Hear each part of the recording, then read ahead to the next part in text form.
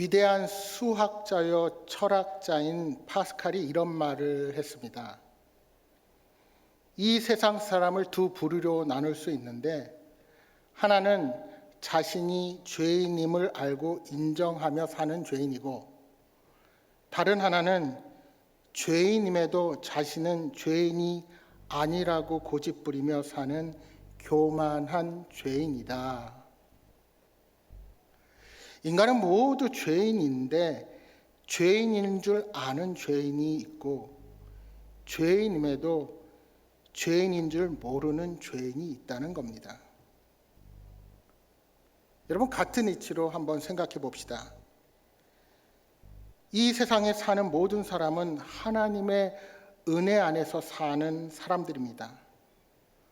우리 하나님은 신앙을 가진 자에게만 은혜를 베푸시는 분이 아니라 모든 사람들에게 은혜를 베풀어 주십니다. 착한 사람에게만 은혜를 베풀어 주시는 분이 아니라 선한 자나 악한 자나 모든 사람에게 은혜를 베풀어 주신다는 겁니다.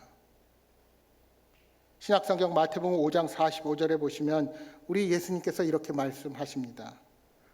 하나님이 그 해를 악인과 선인에게 비추시며 비를 의로운 자와 불의한 자에게 내려주심이라. 하나님께서 친히 지으신 모든 인간에게 동일하게 해를 비추시고 비를 내려주시며 은혜 가운데 살아가게 하십니다. 그런데 무엇이 다릅니까? 그런 하나님의 은혜 속에 살고 있으면서도 그 은혜를 은혜로 받아들이고 살아가는 사람이 있는 반면, 어떤 사람은 그것이 은혜인 줄 모르고 어리석게 자신이 잘나서 그런 줄로 착각합니다. 아일랜드의 작가 오스카 와일드의 지옥의 단편이라는 단편 소설이 있습니다. 그는 예수님께서 세상에 계실 때 많은 사람을 고치셨는데 그들이 후에 어떤 삶을 살았을까 상상하면서 이 단편 소설을 썼습니다. 어느 날 예수님이 길을 가시다가 알코올 중독자를 만났습니다. 예수님 아니십니까? 저는 원래 안진뱅이였습니다. 당신이 일으켜 주셔서 제가 이렇게 걷게 되었습니다. 그런데 왜 알코올 중독자가 되었느냐? 제가 안진뱅이였을 때는 남보기에 불쌍하기는 해도 앉아만 있으면 얻어먹을 수 있었는데 건강해지고 나니 도와주는 사람이 아무도 없었습니다. 기술도 없고 미천도 없고, 그래서 속상해서 한 잔씩 마시다 보니 이렇게 되었습니다. 예수님께서 조금 가시다가 이번에는 폭력배를 만났습니다. 자네 나를 본 적 있지? 네, 그렇습니다. 저는 앞을 보지 못하는 소경이었습니다. 그런데 예수님께서 제 눈을 뜨게 해주셨습니다. 그런데 어찌하다가 폭력배가 되었느냐? 눈을 감고 살 때는 몰랐는데 눈을 뜨고 나니 세상이 너무나 부조리하고 한이 꺾고 더러워서 볼 수가 없었습니다. 그래서 화가 치밀어서 주먹질을 하다 보니 이렇게 폭력배가 되었습니다. 또 가시다가 창녀를 만났습니다. 이 여자는 귀신 들렸던 것을 예수님께서 낫게 해준 여자였습니다. 너는 왜 아직도 창녀로 살고 있느냐? 저도 새 사람으로 살려고 노력해 보았습니다. 그런데 아무도 거들떠보지 않았습니다. 결혼도 할 수 없고 허드렛 일이라도 하려고 하면 더러운 손 치워라, 그 손으로 만지지 마라, 그러니 뭐 할 일이 있겠습니까? 그래서 다시 옛날 직업으로 돌아왔습니다.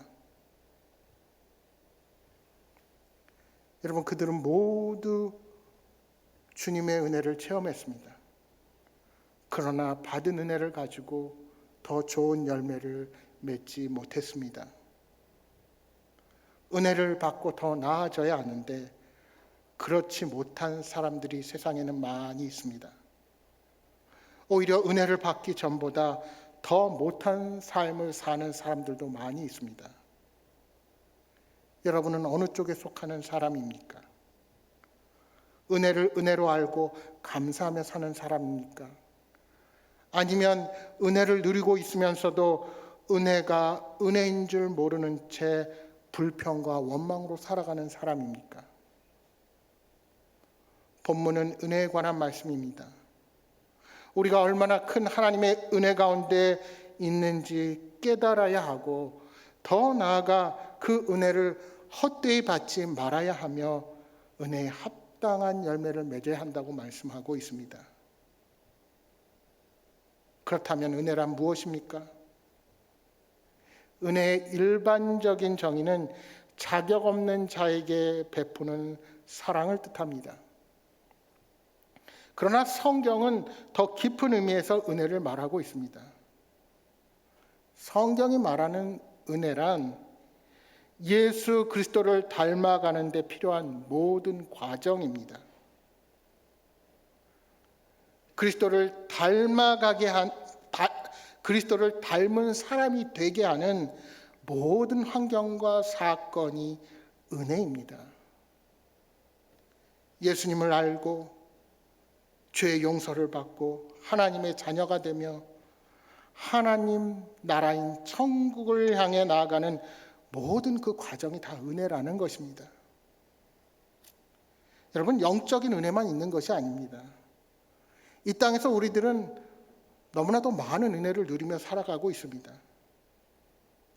여러분은 내가 태어나서 지금까지 내 힘으로만 살았습니까? 아닙니다. 우리는 태어난 것도 은혜요, 성장한 것도 은혜요, 오늘 이 자리에 있는 것도 은혜요, 앞으로도 하나님의 은혜가 아니면 살 수 없는 존재입니다. 오늘 본문에서 바울은 먼저 자신이 받은 은혜를 말씀하고 있습니다. 여러분, 바울이 원래 어떤 사람이었습니까? 그는 예수 믿는 자들을 박해하던 자였습니다. 스데반 집사가 순교할 때 그를 돌로 치는 사람들의 옷을 맡으며 스데반의 죽음을 마땅히 여기면서 예수 믿는 자들을 핍박하던 젊은이였습니다. 그런데 예수님께서 그를 만나 주시고 친히 찾아오셔서 하나님의 자녀가 되게 하시고 오히려 이방인의 사도라는 직분을 주셨습니다. 그래서 바울은 1절의 고백처럼 하나님과 함께 일하는 자가 된 것입니다. 과연 예수를 핍박하던 그가 하나님과 함께 일하는 자가 되었다는 사실이 얼마나 놀라운 반전입니까? 그러니 바울 자신이 자신의 삶을 돌아보면 그 모든 것이 은혜가 아닌 것이 없는 것입니다. 그런데 여러분, 바울만 그렇습니까? 오늘 우리들이 지나온 과거, 현재의 삶, 이 모든 것이 은혜 아닌 것이 없습니다. 우리의 생명, 우리의 건강, 우리의 소유, 그 어느 것도 은혜 아닌 것이 없습니다. 더구나 우리는 죽을 수밖에 없는 죄인이었지만 하나님을 믿어 하나님의 자녀가 되었고 복음을 위해 일할 수 있는 사명까지 얻게 되었습니다. 이처럼 새로운 피조물이 되었다는 사실 자체가 놀라운 은혜입니다. 그런데 문제는 이러한 은혜를 망각하고 불평과 원망 속에서만 사는 자들이 있다는 것입니다. 여러분, 우리나라 자살률이 부끄럽게도 OECD 국가 중에 최고입니다. 낮춰보려고 애를 쓰지만 안타깝게도 점점 더 그 비율이 높아만 갑니다. 더구나 지금 우리의 경제 상황이 매우 심각하지요. 여러분이 잘 아시는 것처럼 IMF를 겪은 이후에 가장 큰 폭으로 물가가 올랐고 그 물가의 오름세는 계속 진행 중입니다. 원자재 가격의 상승, 유가의 상승까지 더해졌고 금리도 계속해서 오르고 있죠. 여러분 다 아시는 것처럼 얼마 전 30대 부부가 가족과 함께 제주도 한 달 살기를 하겠다고 아이의 체험학습 신청을 학교에 내고 길을 떠났습니다. 그런데 그 가족이 행방불명되어서 조사를 해보니 제주도가 아닌 완도에서 자동차와 함께 바닷속에서 발견되었습니다. 생활고와 우울증에 시달리던 부부가 아이를 데리고 극단적인 선택을 한 것입니다. 이 아이의 아버지는 비트코인에 약 1억 3천만 원을 투자한 뒤 약 2천만 원의 손해를 보았고 부채가 약 1억 5천이었던 것으로 밝혀졌습니다. 그의 집 문 앞에는 빚을 갚으라는 독장들이 붙어 있었다고 합니다. 아마도 처음 코인에 투자를 하고 대출을 받았을 때만 해도 이러한 극단적인 선택을 하게 되리라고는 상상조차 하지 않았을 것입니다. 이런 처지에 있는 젊은 부부가 비싼 아우디 차량을 타고 비트코인에 1억이 훨씬 넘는 돈을 투자했을 때는 어떤 마음이었을까요? 요즘 많은 20, 30대 젊은이들이 가상화폐에 투자를 하다가 손해를 보고 있다는 기사를 접하게 되었습니다. 웬만한 젊은이라면 한두 번쯤은 비트코인에 투자를 해보았고 또한 그런 방법이 아니라면 도저히 지금의 사회 구조 속에서 성공할 길이 없다는 생각을 젊은이들이 하게 된 것입니다. 부동산 시장의 급격한 상승도 점점 더 가진 자와 가지지 못한 자의 격차를 따라가지 못할 정도로 버려놓았다는 생각에 젊은 세대는 주식에 투자가 아닌 투기를 하고 비트코인의 한 방을 기대하게 되는 것이죠. 그래서 지금의 상황은 오히려 더욱 빈부격차를 벌려놓게 되는 부정적인 상황입니다. 지금 세계 경제가 모든 나라의 주식과 모든 가상화폐를 다 몇십 프로씩 다운시켜 놓았습니다. 많은 젊은이들이 무리한 대출로 주식 투기, 가상화폐 투기에 온 힘을 쏟아왔습니다. 그렇다면 여러분, 완도에서 바다로 돌진한 가족과 같은 상황이 앞으로 더 많이 일어나지 말란 법도 없지 않겠습니까? 정말 그들에게 삶의 희망이 없다는 말일까요? 하지만 우리는 오늘 우리의 인생이 내 힘만으로 여기까지 왔다는 생각을 내려놓아야 합니다. 이렇게 삶의 희망이 없고 모든 삶의 상황이 다 끝난 것 같이 여겨지는 환경은 지금뿐만이 아니라 예전에도 있었고 앞으로도 정도의 차이는 있겠지만 계속해서 나타나게 될 것입니다. 그것이 바로 우리가 살아가는 이 사회의 부조리입니다. 중요한 것은 우리들의 인생의 자세입니다. 여러분, 은혜를 사랑이라는 말로 바꿔보십시오. 나는 사랑받은 적이 없어. 나는 아무도 사랑하지 않아. 라고 말하는 분들이 계십니다.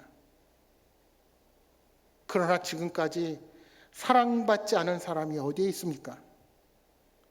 우리는 누군가의 사랑을 받고 누군가의 도움을 받아서 여기까지 살아왔습니다. 여러분이 먹는 음식만 생각해 보십시오. 여러분 스스로가 농사를 지으셨습니까? 스스로 소를 기르고 돼지를 기르고 닭을 키우셨습니까? 아니, 내가 농사를 짓고 가축을 키웠다 할지라도 해가 비치지 않고 비가 내리지 않으면 무슨 소용이 있습니까?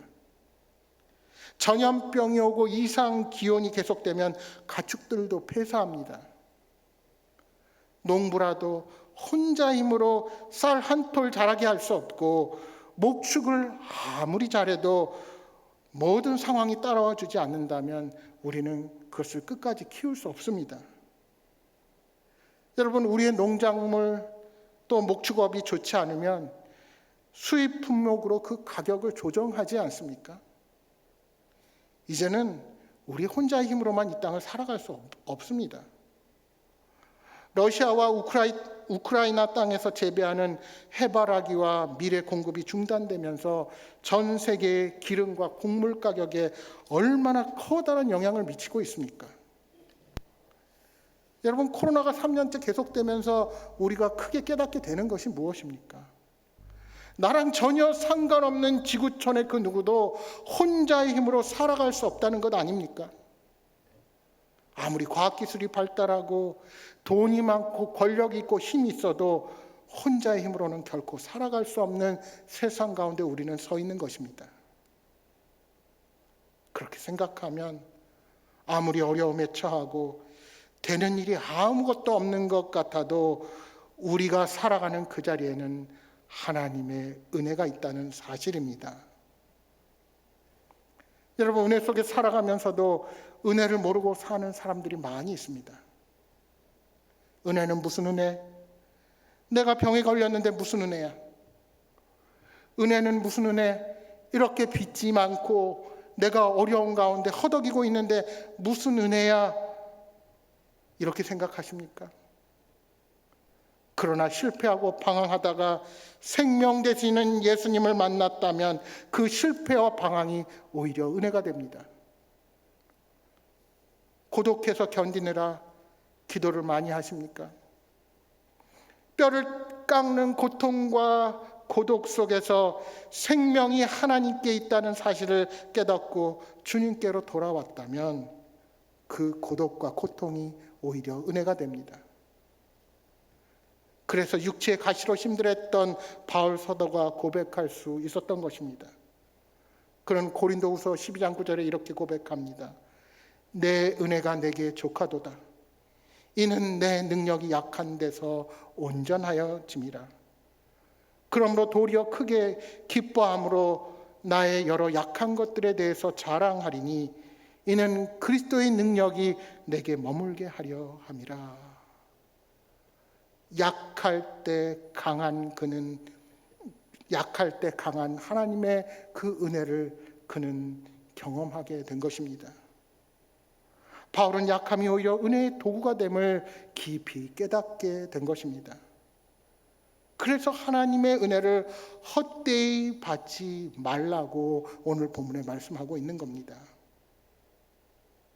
주님께서는 우리에게 은혜를 주실 때 그 안에 목적이 담겨 있었습니다. 하나님께서 여러분에게 재물을 많이 맡기실 때는 반드시 그 재물에 대한 뜻이 있습니다. 건강을 주실 때는 건강한 몸으로 주를 위해 일해야 합니다. 좋은 머리를 주셨으면 그 좋은 머리로 열심히 공부하고 다른 사람을 위해서 일할 수 있어야 합니다. 하나님께서 우리 각자에게 은혜를 주실 때 그 은혜를 목적에 합당하게 쓸 줄 아는 것이 참된 그리스도인입니다. 여러분, 많은 사람들이 지금처럼 힘든 때는 없었다라고 고백합니다. 그런데 이러한 말은 지구의 사람이 살아온 이래로 계속 있었던 말입니다. 여기에 있는 우리 부모님들, 자녀들에게 라떼는 말이야 라는 말씀 많이 하시지요.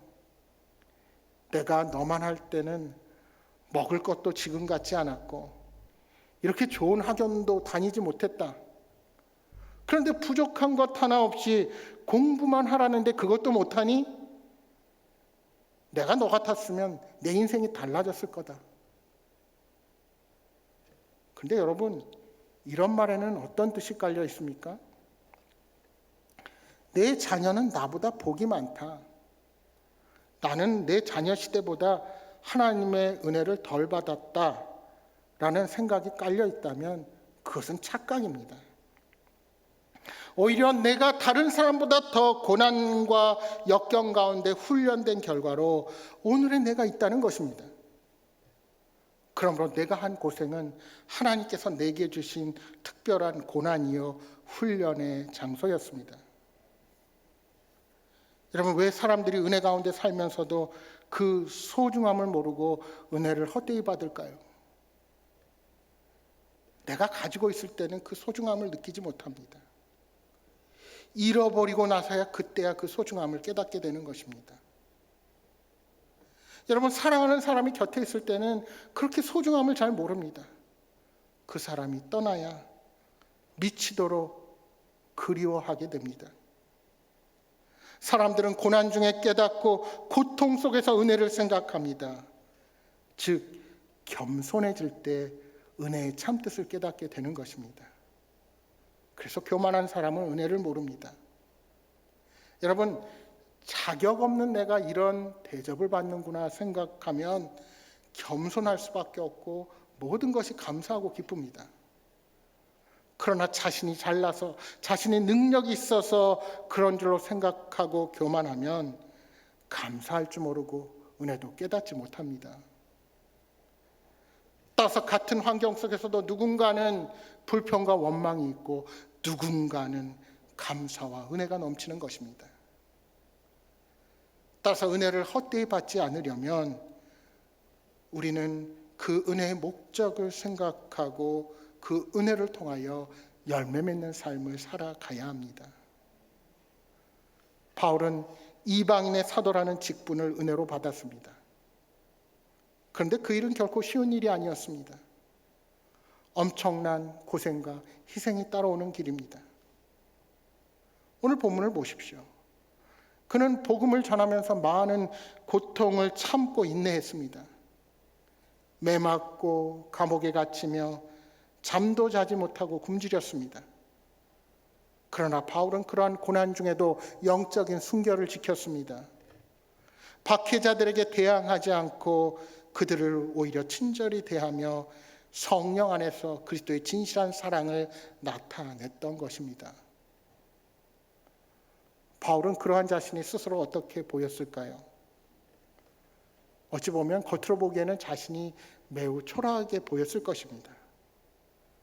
그럼에도 그가 그 모든 어려움들을 인내할 수 있었던 것은 그러한 자신이 하나님 나라의 관점으로 보면 결코 헛된 모습이 아니라는 사실을 그는 확신할 수 있었던 것입니다. 그래서 바울은 오늘 본문 8절 이하 10절 말씀에서 이러한 하나님의 일꾼들이 세상에서 맡게 되는 역설적인 모습을 설명하고 있습니다.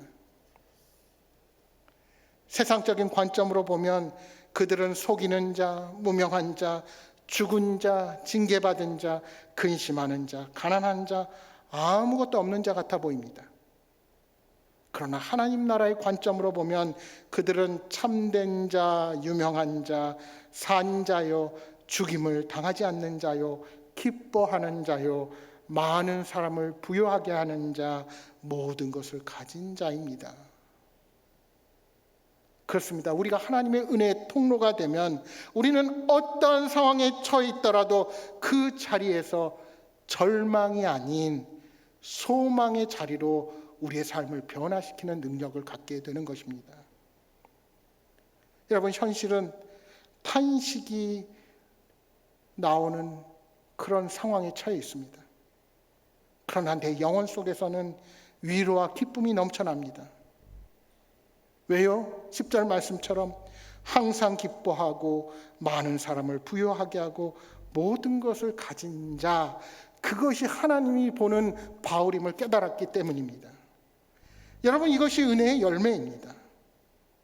여러분, 잘 생각해 보면 우리 인생에서 일어나는 문제들은 주변의 환경과 특정한 사람 때문에 비롯되는 것이 아닙니다. 그 문제의 핵심에는 내 자신이 있습니다. 그러한 문제 앞에서 내 자신을 어떻게 바라보고 어떻게 행동하느냐에 달려 있는 것입니다. 여러분, 병을 치료하는 병원에도 장례식장이 있고 영안실이 있습니다. 아무리 소문난 병원, 명의가 넘치는 병원에도 장례식장은 있기 마련입니다. 병원에서 건강을 회복해서 가정으로 태어나는 사람이 있는 반면 죽어서 영안실로 태어나는 사람이 있습니다. 그리고 우리의 인생은 누구나 한 번은 가정이 아닌 영안실로 가야만 합니다. 만약에 부정적인 면만 바라보면 우리는 병원에서 치료받지 못할 것입니다. 그러나 우리는 건강해서 회복해서 기쁘게 태어나는 사람들을 바라볼 수 있어야 합니다. 여러분, 교회도 마찬가지라고 생각합니다. 이 땅의 교회는 불완전한 모습입니다. 그러나 만약 교회의 나쁜 점들, 사람의 허물만 바라보고 비판하고 그래서 신앙생활을 홀로 하겠다고 결단하면 결국 그것은 자신에게 오는 손해만 오게 되어 있습니다. 어리석은 자는 부정적인 면만 보고 불가능을 말하며 원망을 말합니다. 그러나 지혜로운 사람은 삶의 상황과 상관없이 주어진 자리에서 최선을 다하며 주어진 은혜에 만족하고 감사하는 사람입니다. 그래서 우리 예수님은 달란트 비유를 통해서 이렇게 말씀하셨습니다. 무릇 있는 자는 받아서 풍족하게 되고 없는 자는 그 있는 것까지 빼앗기리라. 어느 날 복음 전도자 무디가 한 기자를 만나서 인터뷰를 하게 되었습니다. 무디 선생님, 당신의 생애에 대해서 짤막하게 소개해 주시지요. 그러자 무디 선생은 이렇게 대답했습니다. 나는 육신으로는 1837년생, 영적으로는 1856년생입니다. 육신으로는 언제 죽을지 모르지만 만약 신문에 내가 죽었다고 기사가 났을 때 당신은 그 기사를 믿지 마시오. 나는 죽은 것이 아니라 하나님 아버지께로 갔으니 영원히 살고 있다고 믿으시오. 이것이 나의 생애 전부요. 사랑하는 여러분, 세상에서 겪는 사소한 일들로 인하여 근심하거나 좌절하지 마십시오. 우리의 영혼을 생각하며 살아간다면 지금 닥친 일들로 인하여 결코 낙심하지 않을 것입니다. 지금 나는 아무것도 없을지라도 나는 모든 것을 가졌다고 자랑할 수 있게 될 것입니다. 여러분, 이 성경을 읽다 보면 우리 자신이 얼마나 무기력하고 가난하게 사는지 부끄러울 때가 많이 있습니다.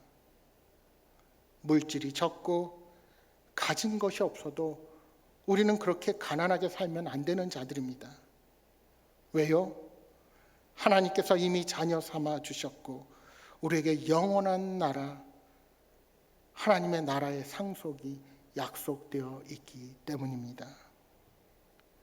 따라서 비록 인생을 살아가면서 고난을 당하고 어려움을 겪게 되어도 그것은 영광에 합당한 사람으로 다듬어지는 가운데 주시는 하나님의 훈련의 장임을 잊지 마시기 바랍니다. 우리는 결코 그것을 잊어서는 안 됩니다. 사도 바울의 행복의 출발이 바로 여기에 있었습니다. 나는 영원히 산다, 이렇게 믿는 사람과 나는 죽는다 생각하며 사는 사람에는 엄청난 차이가 있기 마련입니다. 사랑하는 여러분, 불평하며 살아가지 마십시오. 은혜를 알고 은혜를 헛되이 받지 말며 그 은혜에 보답하는 마음으로 살아가야 합니다. 그럴 때 우리는 더 큰 은혜와 소중한 체험을 하게 될 것입니다. 바라기는 날마다 성령 충만한 은혜의 삶을 살아가시는 여러분 모두가 되시기를 주님의 이름으로 축복합니다.